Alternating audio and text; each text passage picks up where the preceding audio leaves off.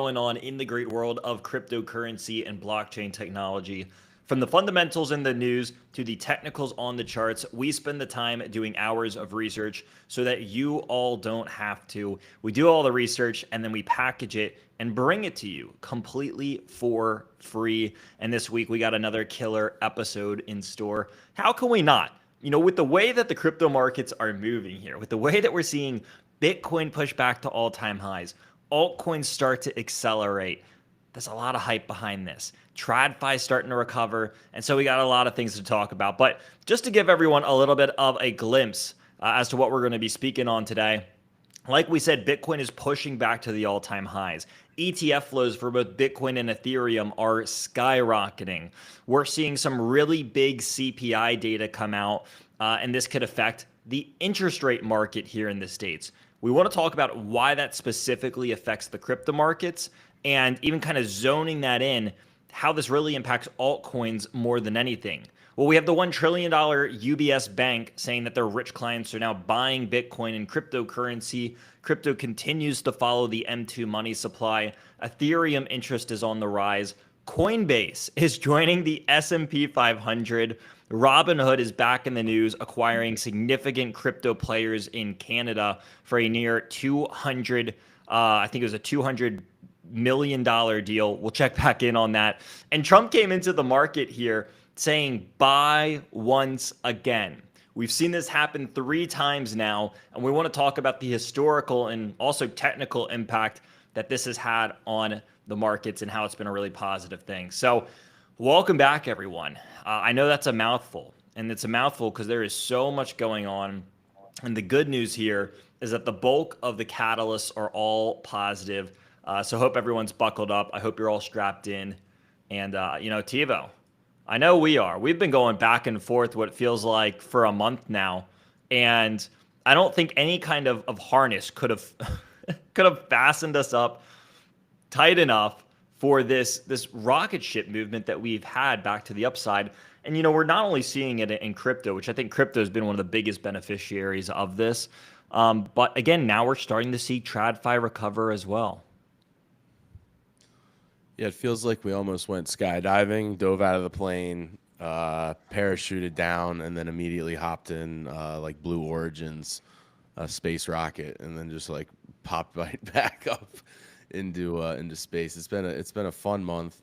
Yeah, just the exciting part. I know I hammer it home all the time is we do this week in and week out, so I know whether we're live on the air or talking amongst the team or just even me and you while we make these rundowns and sheets. It's like we're definitely in the trenches and making moves. And I thought for this last kind of volatility run here, I thought we gave kind of a great picture of breaking it down, what was going on, what was happening, and then again giving our opinions. While it's not financial advice, we were very consistent on like, hey, there's a lot going on here, a little bit above our pay grade when it comes to kind of the politics of it, but zoom out, the future's bright, especially when it came to the regulations and moving forward of the crypto industry in the US, while TradFi basically wanted to burn it all down, and thought, the shelves were going to be empty and there's a recession and the world's ending. So if you've been here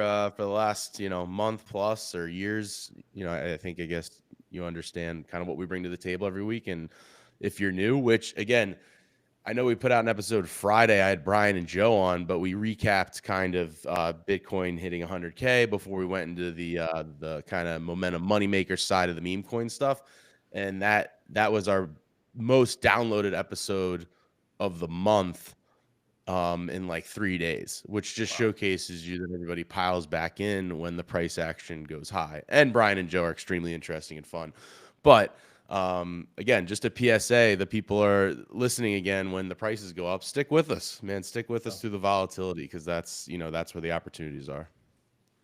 100%. And, we were able to push beyond 100K. We went all the way up to a new swing high of $105,000 on Bitcoin. So we like to kick things off with the charts and just kind of look at what Bitcoin is doing here, because what we have is just a fantastic run. From April 9th up until this most recent high, Bitcoin was able to move almost $32,000 or almost 43% to the upside in just over 1 month's time. It took it 33 days to do this maneuver. It's a really significant move. We bounced off the low of 74K. We rose back to around 105, almost 106K. And now we have Bitcoin consolidating up at the highs again. Now, why is this a big deal? Well, as we've talked about in previous episodes, Bitcoin has broken almost all of its primary resistance levels. In fact, the only resistance level that Bitcoin has left is the all-time highs, right around 108, 109. That's about it. We look at this, and just to do the short recap, we've talked about this and saying Bitcoin has shown us all of the evidence that it has put in a reversal. And I can't remember if we said that a week ago or 2 weeks ago, but we said, look at this. It bounced off its previous all-time high, tested it as support, formed the double bottom, broke above the 20, the 50, and the 200-day moving average, formed higher highs, higher lows, consolidated above the AVWAP from the high, which is right around the 200, broke into its previous consolidation range, and now it continues to the upside. We saw the short-term golden cross happen here on the technicals.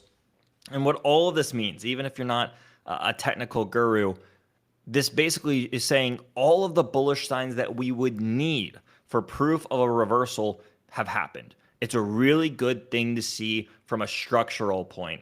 And Bitcoin is now pushing back to the highs. And it really does look like this is just a matter of when, not a matter of if anymore. And this is something that can, we'll see. But I think realistically, it is now a possibility that we see new all-time highs by our next episode. So that's something to keep your mind on over here. Again, we don't have a crystal ball. We can't predict the future. Maybe it takes a month. Who knows? Maybe it takes 3 months. But I would say that the way that we're looking now, it looks like we can hit new all-time highs within the next week or two. Because if you just look at the structure of Bitcoin and kind of how it's made these moves, we bottomed out, then we rallied, consolidated, rally, consolidated. Now we're rallying, and we're already about a week into this consolidation. And I would imagine that the next move up is going to repeat what we've already seen a couple of times in the past here, just in the last month and a half on Bitcoin. The big thing here, Tivo, is that altcoins are rallying. Rallying might be an understatement. They fueled the rocket ship. They are ready to go past the moon, straight to Mars. And things are doing some really, really nice maneuvers over here. So Ethereum kind of leading the charge as it's coming back in here just after we met last week. This thing was pushing back to the upside. And so Ethereum's back in the conversation. It had, I think, what was this move? It had about a 55% move to the upside in around a 1 week period. And everyone's now starting to turn their head and look over at this again. Now, Ethereum rallying is a really good thing for altcoins as a whole. And there's some other good data points that we want to talk about here with Ethereum that's kind of, again, fueling this altcoin season argument. It's a big conversation point that we want to dive a little bit deeper into. But, just kind of looking broadly across the board here, again, Solana pushing new highs, $184. XRP pushing new swing highs of $2.65, rallying from that area below $2, which it was just at not too long ago. A lot of these other coins, I saw someone in our live chat box said Ondo. Again, another thing that's rallied pretty hard off the lows. You look at it doing a near 70% move to the upside just over the last month and a half. And then there's all sorts of other meme coins. You have things like Fartcoin out there, which is up nearly 600% from its low in March. Another one that we followed over here, and I lost it, was Hype. This is another one that's just going parabolic in terms of price, up 170%. People have been riding Pengu and Virtuals and a lot of these coins that are just up hundreds of percent at this point. And so, again, the altcoin market really is starting to heat up once again, and it's coming back into the conversation. And I think that one of the big reasons that this is happening is from the CPI report that we saw come out. So, let's get away from the charts. We know things are heading up. We know that they're heading up and to the right. But let's take a quick look at what's happening here with CPI. So yesterday we had the CPI report come out, and it came in lower than expected. Now, as Tivo said, people have been trying to say doom and gloom, the world is ending, we're going to crash, we're going to go into a brutal depression. So far, all those doomsday preppers for the markets have been so wrong. They've gotten so wrecked. And the one of the biggest, I guess, points that they were trying to make is this whole situation, this trade war is going to hike tariff, or it's going to hike inflation. It's going to get so much worse. Even the Fed was coming out and saying, well, we can't cut rates because of inflation. We don't know what's going to happen. Well, now what we get is we get month after month of inflation reports, TiVo, and everyone says, oh, it'll be next month. Oh, it'll be next month. Oh, it'll be the month after that. And now we're getting to the point where it's like, okay, well, we're in May. We're almost halfway through the year, and inflation is coming in lower than expected. And so this is such a good sign to see.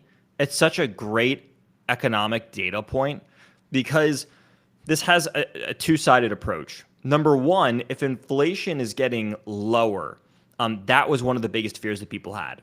This is bringing risk on investors back into the market, right? People who are nervous about this, people who are just uncertain about the market entirely, they're coming back into the market now. They're saying, hey, we just had a killer earnings season. We had good jobs reports. We're having good inflation data. CPI is coming in lower than expected. And the markets are rallying. The trade war looks like it's coming to an end. We're striking deals with all the big names that we need to, including China. And so these risk-on investors are coming back into the market. Now, I would say that the average risk-on investor, this impacts altcoins more than it does Bitcoin, right? Bitcoin's going to go up, I think, regardless. Risk on, risk off, doesn't matter. We already saw Bitcoin was performing no matter what. I think risk on investors coming back to the market specifically impacts altcoins more so Bitcoin, right? We've seen them sell off in fear. And I think that as these risk on investors come back to the market, altcoins are really going to be one of the big beneficiaries. Now, the other side of this coin is that if rates, or if CPI is falling, if inflation is falling, that has been the big argument from Jerome Powell, the chairman of the Federal Reserve, as to why he's not going to cut rates. He's saying, hey, everything looks good, but we're not sure about inflation. Inflation target of 2%. He keeps saying that. We want to make sure that inflation's heading in the right direction. Well, now we have it heading in the right direction. So what if we have a risk-on investors coming back? We have all this good economic data, and we're getting rate cuts. Well, we've seen that rate cuts can be a really, really good thing for the crypto markets in the past. So we're looking at this. There's a lot of things that are going our way. And even Trump was tweeting out about this. Tivo, did you see that? It was kind of funny, but he made some decent points. Yeah, just he's clearly not a big fan of Powell, and he kind of takes his comedic jabbing approach, which I'm sure some people find funny and others really don't like, especially that level of government. But I think kind of just building off your point, like if you're just looking at the data, and we're talking about the pure data, instead of like we showed before, like the Michigan survey data of what inflation could be, where people literally, I believe that Michigan survey data is expected like 8% inflation when it's at the 2.3 and dropping, right? And there's certain points, if you break down the CPI data, like the two highest points is shelter and housing and car insurance. And so rates won't affect car insurance, but they will affect shelter. And those two items are basically out balancing the rest of the CPI. So it's like those items are really bad and CPI is still falling, which is showing you that inflation's, could be, you could make the argument inflation's falling like a rock. So there is a warrant, there is an argument for rate cuts. Again, I do feel for Powell in a way. Like I think it should rate cut, and the data kind of points to that. But I do feel for him because obviously it's Trump and he'll advertise it as art of the deal, right? Art of the deal. I'm negotiating. I'm saying, 150% tariffs. Now we're at 30. Now we're at 50. And so, but if you're Powell, especially everybody in the Fed, the team that works in the Fed there, obviously there's probably some politics involved, just like the survey data, but you don't really know what he's going to do either. So the safest thing is, if the economy and jobs are stable, is to hold. So I do understand from his perspective of, if there's no clear plan or runway, then maybe he feels like his hands are tied right now. I think it'd be great to see Powell and Trump meet. Now, the Federal Reserve, or the chair, is supposed to be independent, so he's never going to call for a meeting with the president, but the president historically can call the chair in to meet. Obviously with tweets like we have up here on the screen, that doesn't look like that would happen, or if it did, it might be more of a contentious meeting. But at the same time, Donald Trump's a performer, right? We always talk about how, the history and the TV shows, and, he has that aspect of performative arts to him. But if we could get him and Powell in a closed room and like, hey, I'm just, performing and this is my style. Like, let's really talk about what the real plan is and maybe give the Fed some insight into the next 3 to 6 months. Then I think Powell would have a lot more confidence to do that, quarter BIP or, half BIP rate cut that the people want, or the data suggests that we could handle right now. But I feel for both sides, because I think the data says the cut, but I feel for Powell, like he's juggling the data plus the rhetoric, and I think that's a tough combo. Yeah, well, I understand not cutting up until this point, right? There was a lot of uncertainty. I don't want to blow that off, right? There was all sorts of fears of what if, what if things escalate? What if we don't get a resolution? What if we don't get trade deals? What if this does impact inflation? There's so many variables to figure out. So I totally understand that part of not cutting up until this point. I think now that we're seeing this blow over, now I would start to have a hard time understanding rate cuts not coming, right? Saying, hey, we're going to do 2 this year. Now we're seeing a resolution to the trade war. We're seeing good economic data, falling inflation. We're seeing a resolution everywhere, and things are looking good. So I think now it would concern me if we don't get it. But again, I think we are regardless. It's a matter of like, is this going to happen sooner or later? I know a lot of people are saying, is this going to happen in July or maybe like September? I think that's where people are kind of looking at now, because there is another side to the argument of like, hey, since everything's looking good, they can say, hey, well, the economy is doing so good without rate cuts, we don't need to do it. So there's always two sides to every coin. The main reason why we brought this up in the first place is because I think altcoins are going to benefit here. They're going to benefit from risk-on investors coming back to the market, and they would certainly benefit from rate cuts. So people are looking at this. They're getting excited. We're starting to heat up. And I think altcoins are going to be worth paying attention to again here, is, some are already up hundreds of % off their lows from just a month, 2 months ago.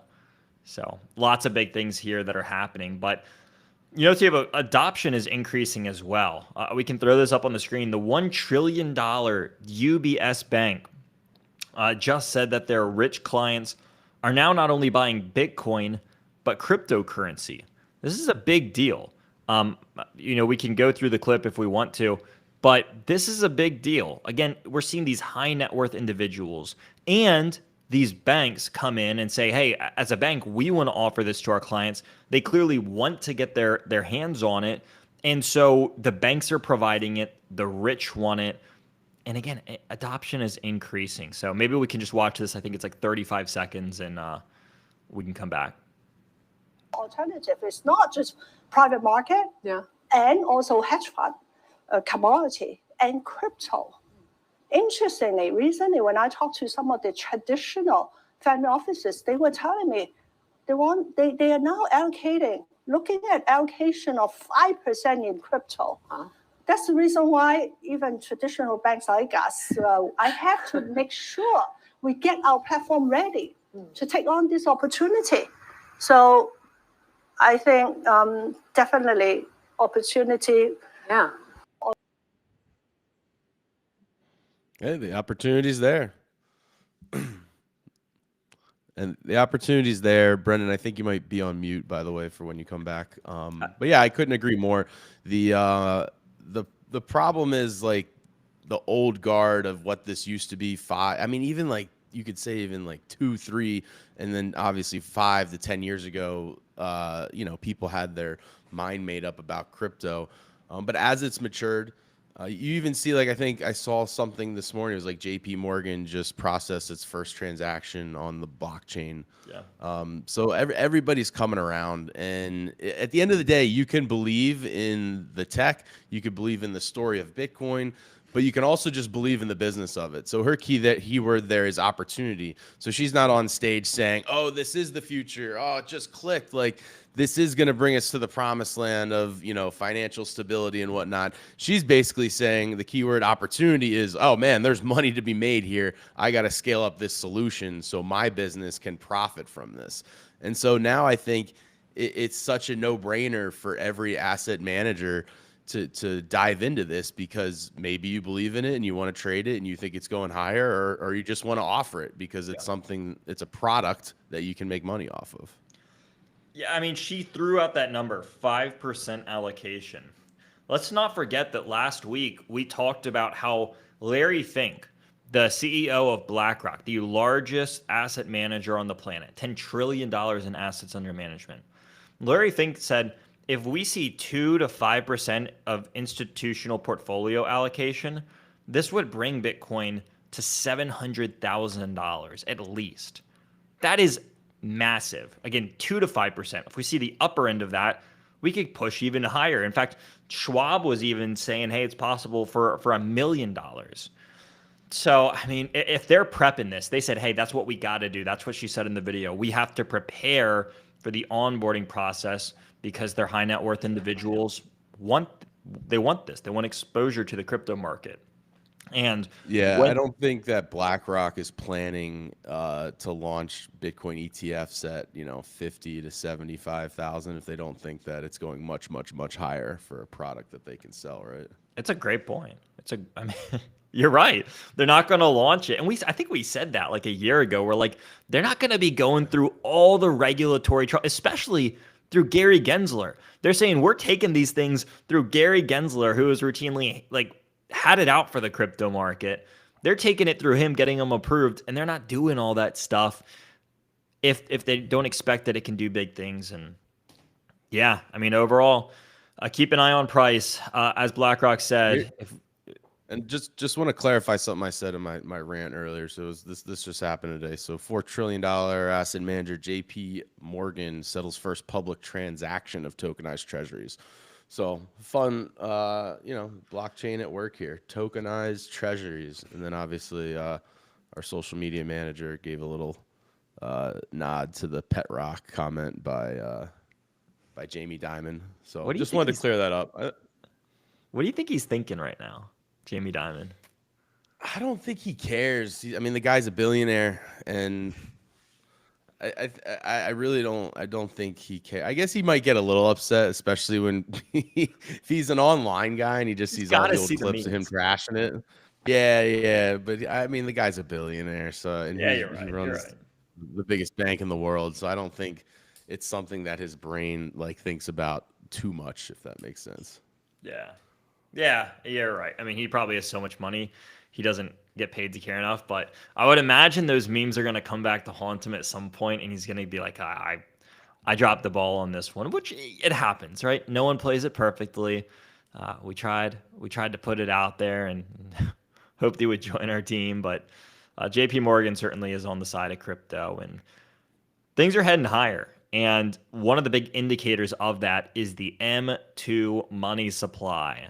This is something that we've talked about several times over here. I think, Tivo, you were the first one to kind of, you or maybe one of the other analysts were the ones who put me onto its radar and what it was doing, right? It was seeing this parabolic move upwards before the crypto market did.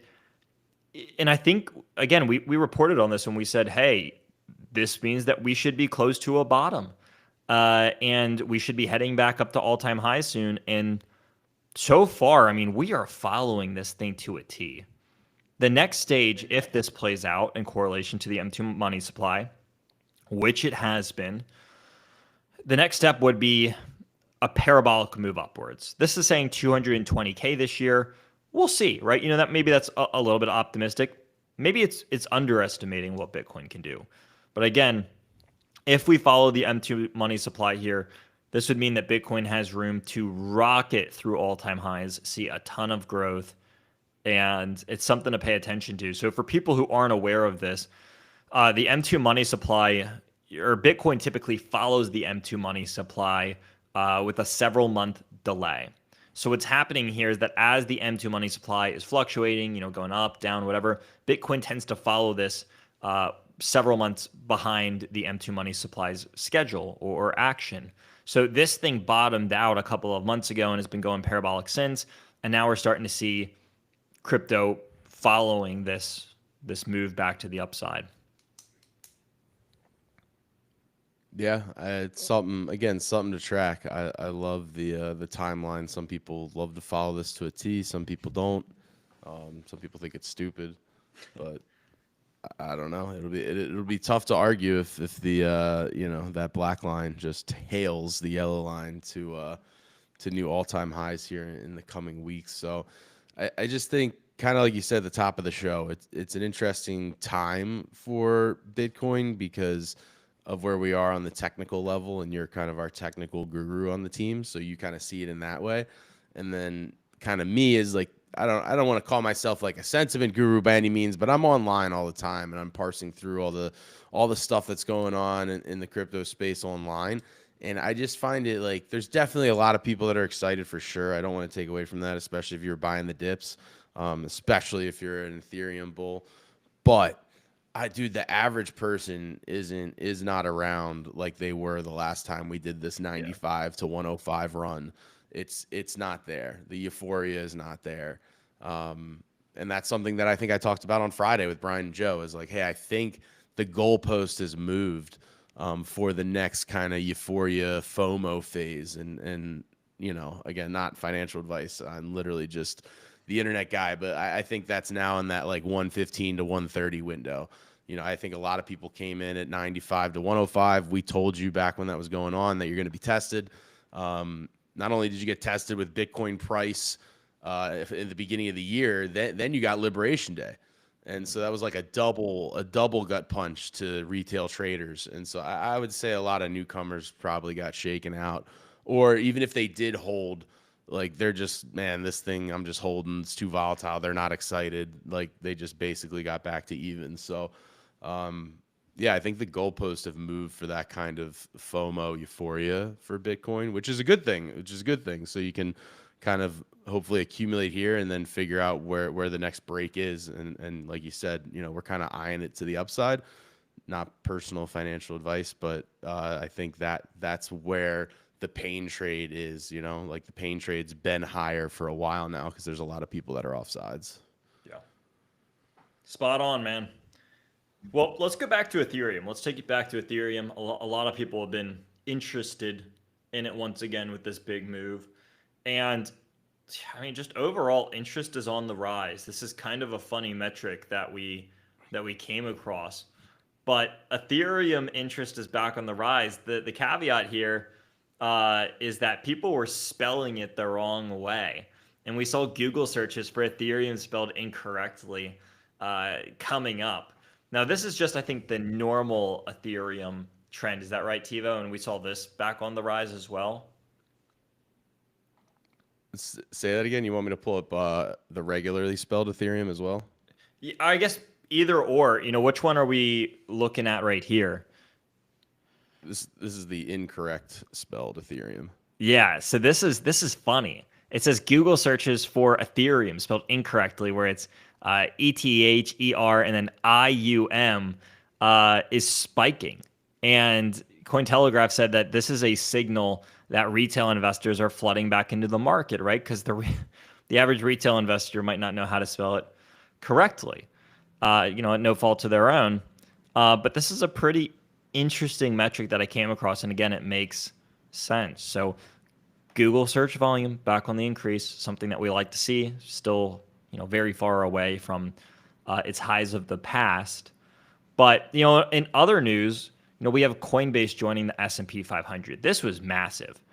If you haven't seen, their stock price is going parabolic off of this news. And they had a really good tweet to like show everyone that this was happening. It says, as the saying goes, first they ignore you, then they laugh at you, then they fight you, and then they add you to the S&P 500 or something like that, which I think is such a creative way to announce, hey, we're going to be the first crypto exchange ever, arguably the first crypto solely focused company to get added to the S&P 500 as well. And so this is a big deal. They're up there, MicroStrategy. You have a couple of other big players that are fighting for these spots, but there's pretty strict requirements. I think you have to go through 4 quarters of positive data to even get considered in this. And Coinbase has just been performing. They're one of the largest, if not at this point, the largest crypto exchange in the world. And so it's good to see that Coinbase is doing well. Again, Robinhood, who we're going to talk about next here, they're doing really well. And they're doubling down on their crypto side of their business. And they've talked about this. They talked about this at their yearly report towards the start of the year.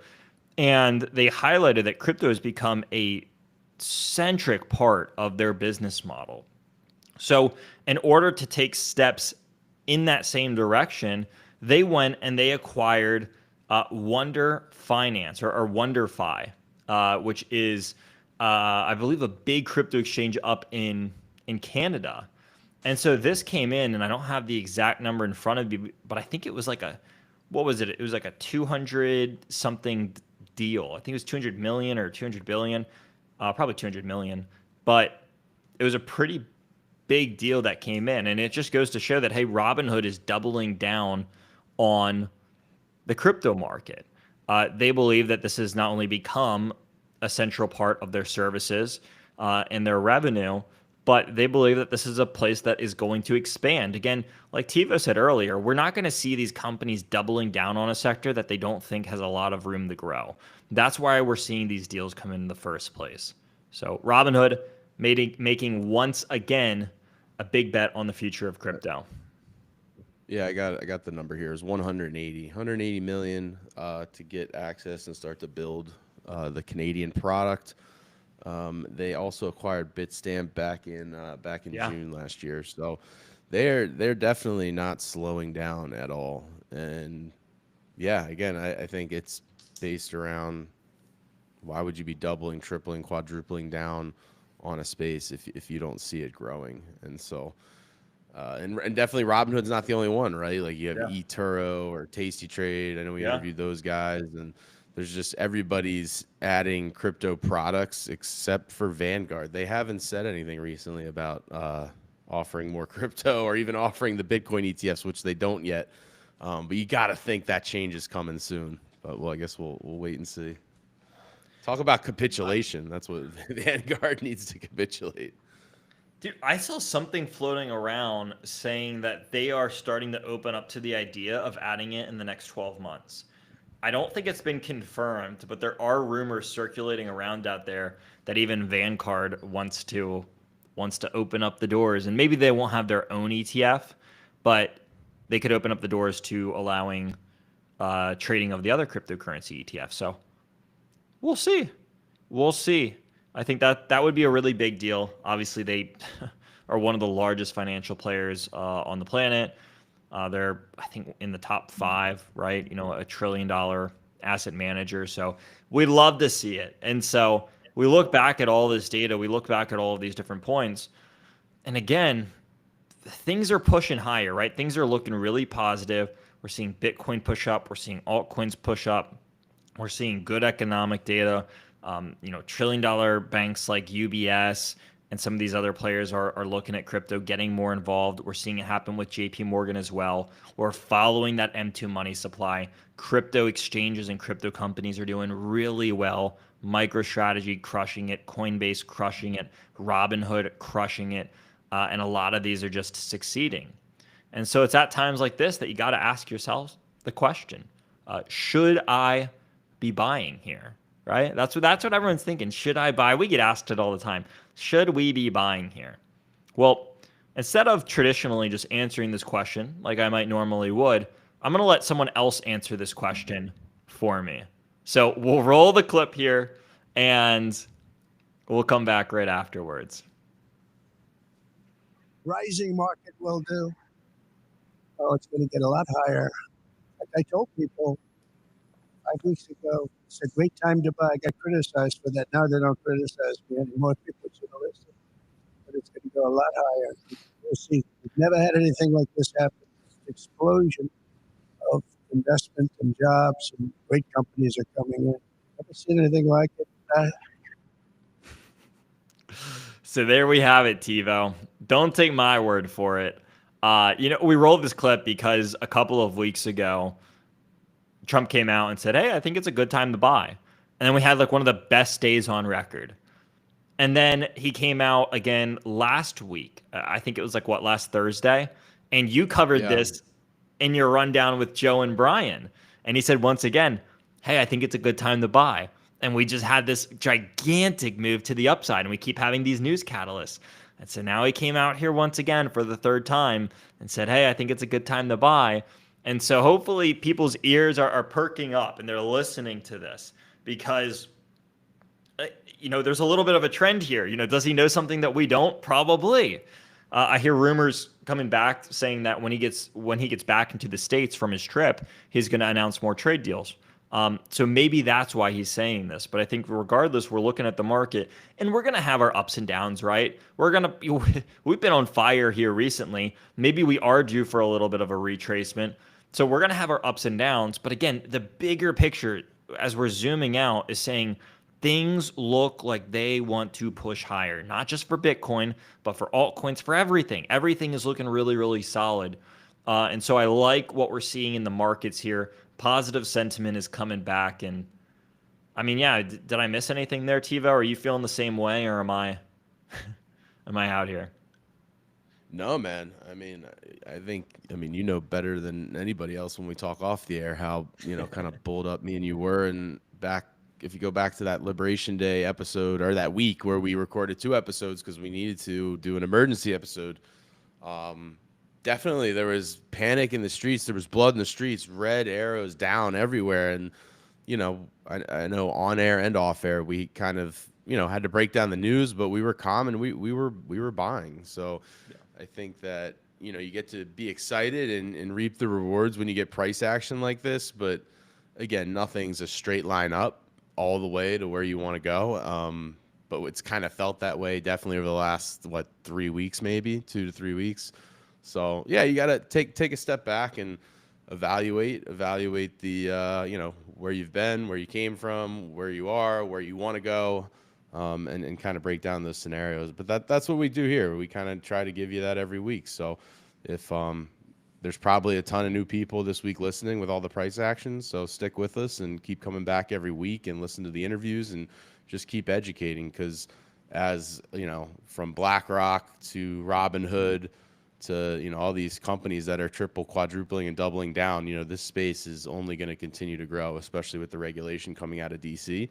And this is probably the best team in the space to learn from. So you're in the right spot.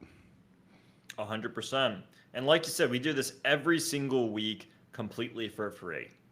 So all we ask here is that if you like the content that we make, consider hitting that like button, consider hitting that subscribe button, and check us out. We make all sorts of other podcasts, market updates, YouTube tutorials, tips and tricks, you name it. We got all sorts of content that you can check out over here on our YouTube channel. We're also on Spotify. We're on Apple Podcasts. We're on Audible. We're on a lot of these other sources. And if you're listening in on there, you can always go over to our YouTube channel to see all of the charts and images and videos that we're putting on the screen for you. And that's where they're going to be available. So thank you all for tuning in this week.